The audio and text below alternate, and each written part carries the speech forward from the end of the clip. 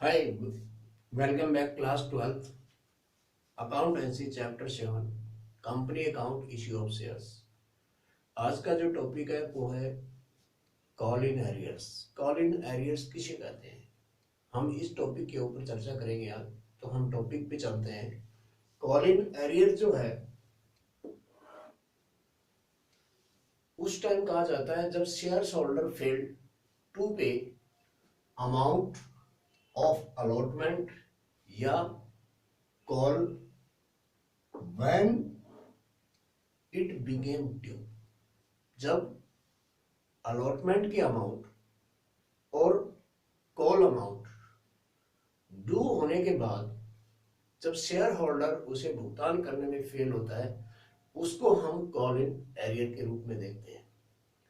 यहाँ पे इसकी जो रिकॉर्ड में जो एंट्री है वो दो प्रकार से की जा सकती है। कॉल इन एरियर को दो मेथड की सहायता से हम हल कर सकते हैं।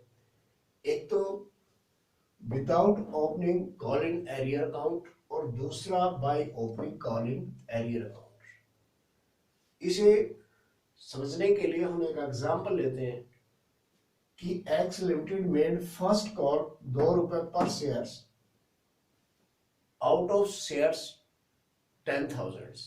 10,000 शेयर के ऊपर एक कंपनी ₹2 के हिसाब से फर्स्ट कॉल मांगती है। वन शेयर होल्डर है जिसके पास 500 शेयर्स हैं और फेल टू पे द फर्स्ट कॉल, वो भुगतान करने में फेल होता है। when company made final call of ₹3 per shares, तो he paid all his arrear। उसने अपना पूरा का पूरा जो एरियर है, बकाया है, वो उसके साथ भुगतान कर दिया। यहाँ पे इसको दो मेथड से हम करते हैं, एक तो विदाउट कॉल इन एरियर्स और दूसरा bye opening call in arrears.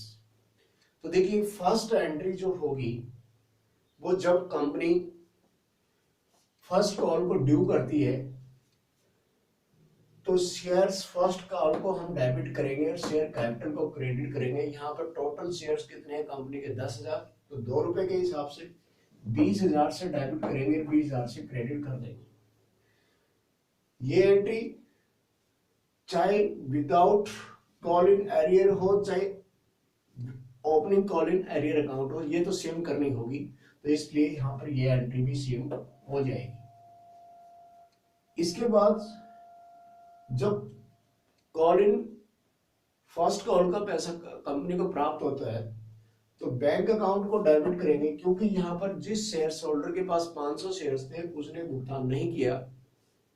तो जब हम without opening call in arrear के अंदर देखते हैं तो हम सीधा जितना रुपीज प्राप्त हुआ वो 19,000 रुपये प्राप्त हुआ, तो 19,000 को हम बैंक अकाउंट को डेबिट करेंगे और शेयर फर्स्ट कॉल को क्रेडिट कर देंगे। लेकिन जब opening call in arrear account है तो हमें बैंक अकाउंट में जितना पैसा आया 19,000, उससे हम बैंक अकाउंट को डेबिट करेंगे। जो मनी नहीं प्राप्त हुआ कॉल इन एरियर को हम डेबिट करेंगे और टू शेयर फर्स्ट कॉल को क्रेडिट करेंगे 20,000 से। यहाँ पर यह फर्क देखने को मिलता है without call in arrear account, opening call in arrear account और by opening call in arrear account. इसमें कॉल इन एरियर को डेबिट कर देते हैं, यहाँ पर केवल बैंक को डेबिट जितनी अमाउंट होगी उससे डेबिट करेंगे, बाकी जो शेयर फर्स्ट कॉल को उतनी ही अमाउंट से क्रेडिट करेंगे।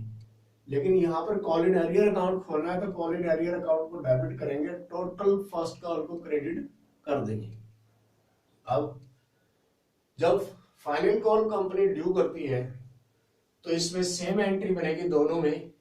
शेयर्स फाइनल कॉल को डेबिट करेंगे, क्योंकि यहाँ पर 10,000 से ₹3 के हिसाब से 30,000 रुपीज होगा। फर्स्ट कॉल को डेबिट और शेयर कैपिटल को हम यहाँ पर क्रेडिट कर देंगे। Same entry opening call in arrear account के टाइम पे सेम एंट्री बनेगी, इसमें कोई चेंज नहीं होगा। लेकिन जब फाइनल कॉल रिसीव्ड होती है तो नेचुरली है कि जो 500 शेयर के ऊपर जो बैलेंस अमाउंट था वो भी यहाँ पर भुगतान हो रहा है। तो बैंक अकाउंट के अंदर 10,000 के ऊपर इंटू 3 30,000 प्लस में 500 के ऊपर 2 रुपए के हिसाब से 1,000, यानी कि 31,000 रुपए बैंक के अंदर आए।